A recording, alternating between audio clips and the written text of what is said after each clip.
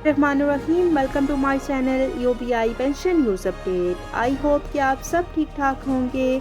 आज का हमारा टॉपिक है यूबीआई पेंशनर्स मुतवज्जे हों, यूबीआई के पेंशनर्स को ईद उल फितर के मौके पर 1 माह की पेंशन एज ए बोनस के तौर पर दी जाए। टॉपिक की जानिब बढ़ने से पहले आपसे गुजारिश है कि अगर आप चैनल पर नए हैं तो चैनल को सब्सक्राइब कर लें ताकि सरकारी मुलाजमीन और पेंशनर्स के हवाले से आने वाली हर न्यूज़ अपडेट से आपको बाखबर रखा जा सके। तो बढ़ते हैं आज के टॉपिक की जानिब। यूबीआई पेंशनर्स के लिए हुकूमत वक्त से अपील की गई है कि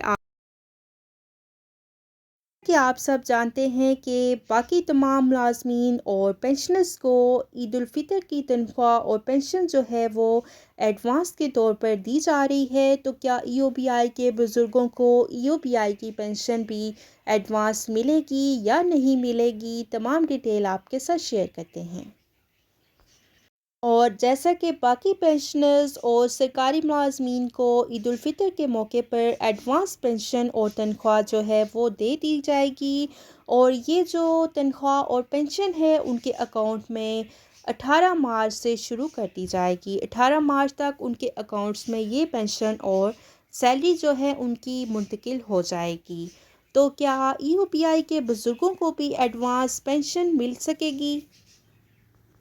तो इसका जवाब है कि अभी तक ईओबीआई की पेंशन एडवांस देने के हवाले से कोई नोटिफिकेशन या कोई न्यूज़ नहीं आई है जिसकी बिना पर ये कहा जा सके कि ईओबीआई की पेंशन जो है वो एडवांस दी जाएगी।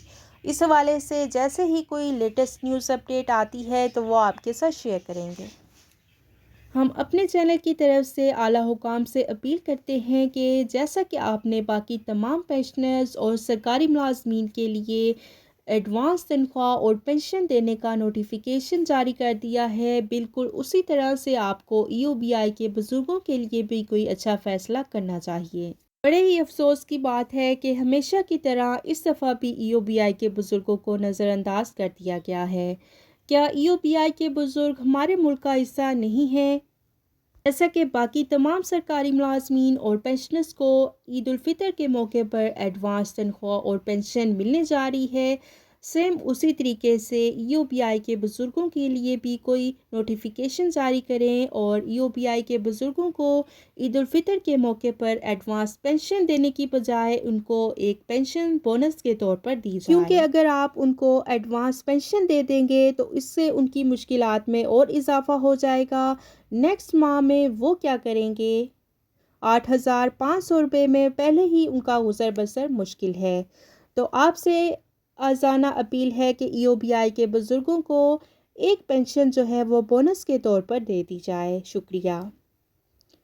वीडियो को लाइक कर लें, ज़्यादा से ज़्यादा शेयर करें। अगर आप चैनल पर नए हैं तो चैनल को सब्सक्राइब कर लें ताकि सरकारी मुलाजमीन और पेंशनर्स के हवाले से आने वाली हर न्यूज़ अपडेट से आपको बाखबर रखा जा सके।